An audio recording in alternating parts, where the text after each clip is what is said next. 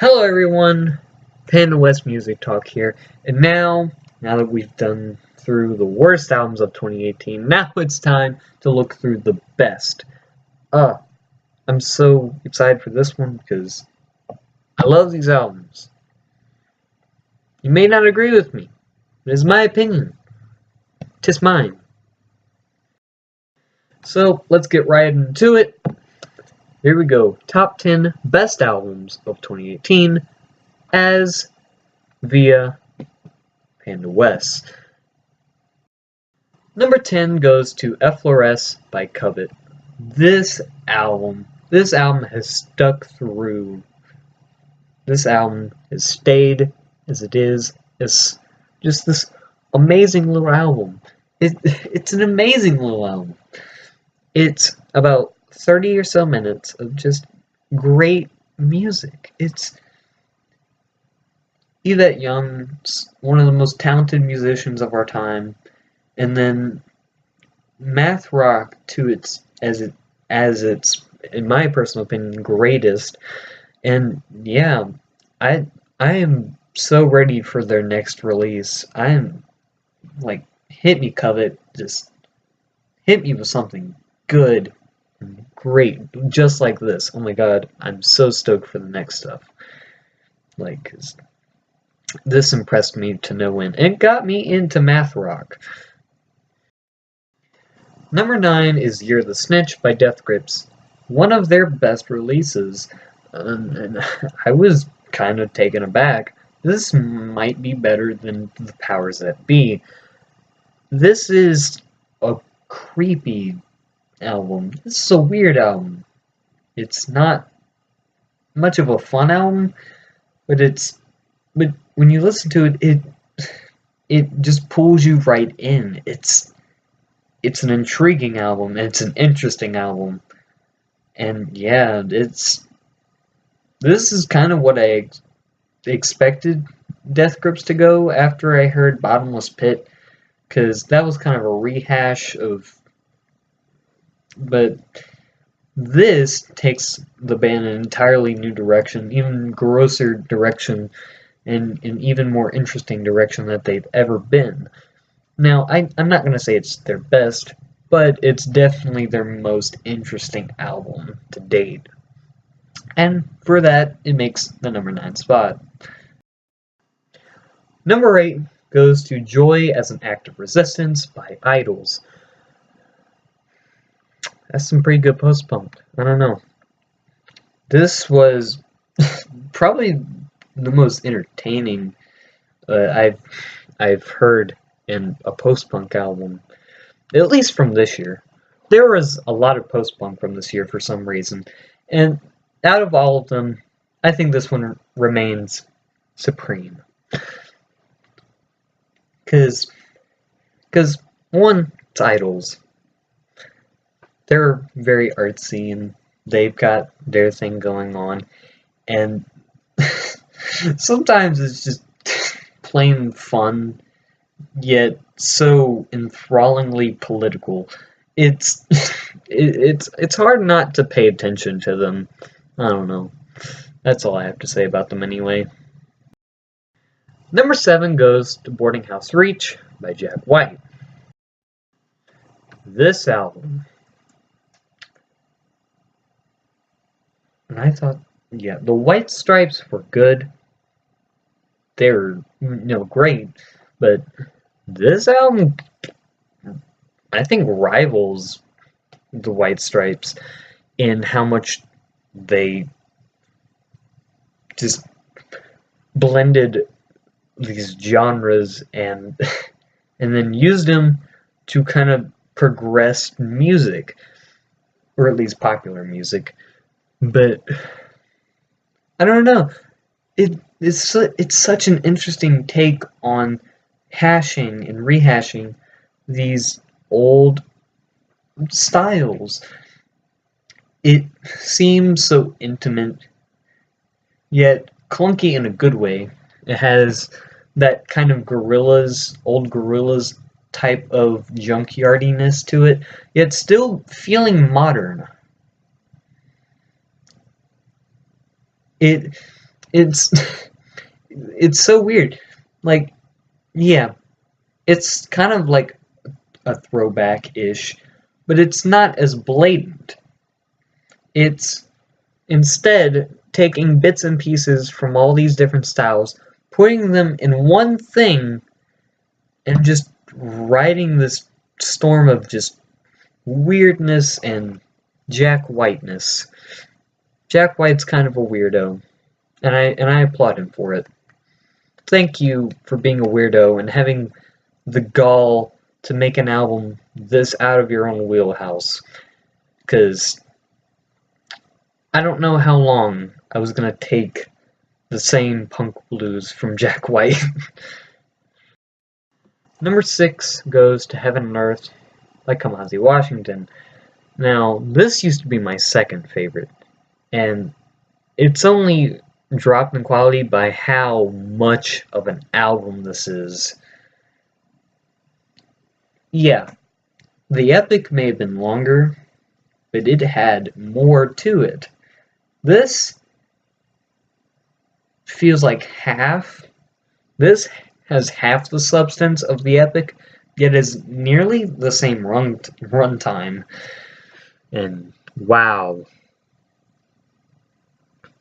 That being said, it's still a great record. And it's one of the few albums of jazz that I've heard from this year. I haven't heard much jazz records from this album, though I've been getting into jazz almost by the day in this year.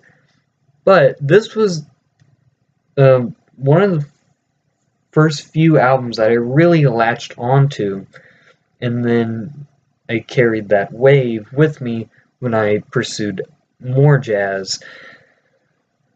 Yeah, I didn't even really plan on listening to this album. It just kind of came to be because I heard the name from Coachella, and I was like, and then it was just invested in my brain. And then I saw that he had an album. I was like, oh yeah, that's that one guy. And he was on To Pimp a Butterfly too. So I was like, okay, it'll probably be good. And then I noticed the runtime. I was like, okay. And then I actually listened to it, and I was like, wow, this is really good. If you like jazz fusion, especially modern jazz fusion, this is right up your alley. It's just it. Speaking of jazz, number 5 is Your Queen is a Reptile by the Sons of Kemet. Yes, I heard this album very late into the year, and by the time I listened to this album, some people were already starting on their lists. But as soon as I heard it, I could not get enough of it. I probably played My Queen is Harriet Tubman, probably like 5 times a day in that first week that I heard it. I loved this album so much. It's got funk, it's got grit, it's got all these cool elements of fusion, yet the jazz part isn't lacking. Instead, it's right on par with the rest of the fusion, which was kind of a little bit to the detriment of Heaven and Earth. The fusion moments were great, but especially more the spiritual stuff, but the more jazz it got, I felt like it dropped in quality a bit. But as for this, everything is pretty much the same in quality, and it's only half the runtime of Heaven and Earth, so you get a lot, maybe even more than Heaven and Earth as in substance, but it's only half the runtime, and that is why it's number 5. Number 4 goes to World Domination by Bandmade. This band is not all looks. This band is doing great work in the field of J-Rock. I mean that. This album blew me away from early in the year all the way up to late in the year. I I probably I don't think I really stopped listening to this album.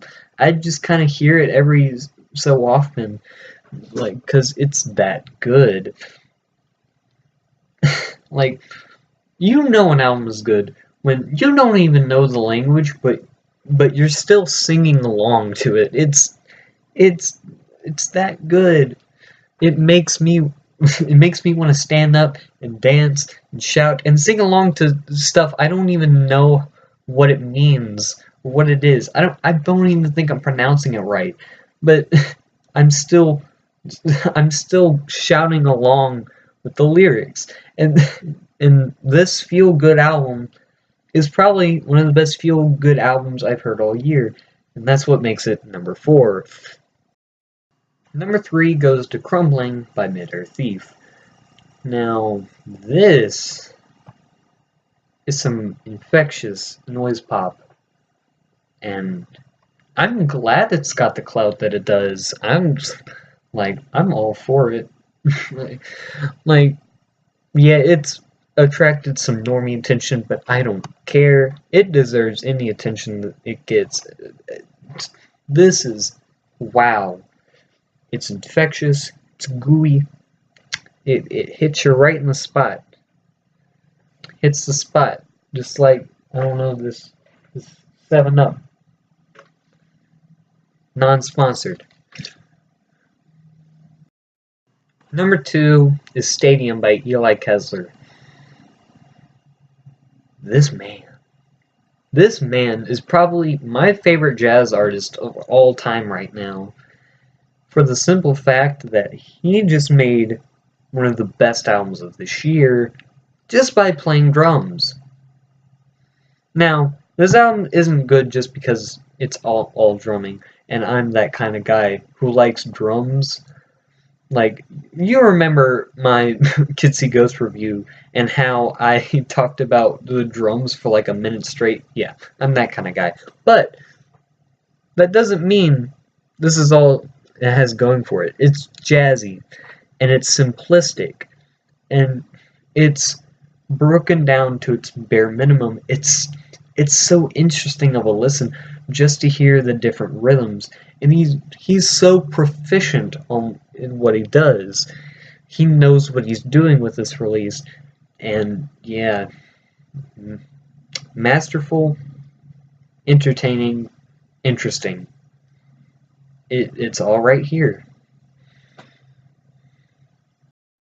Seriously, if you like ambient or avant-garde jazz or even just electric acoustic stuff, listen to this album. I cannot stress enough how much I want you to listen to this album.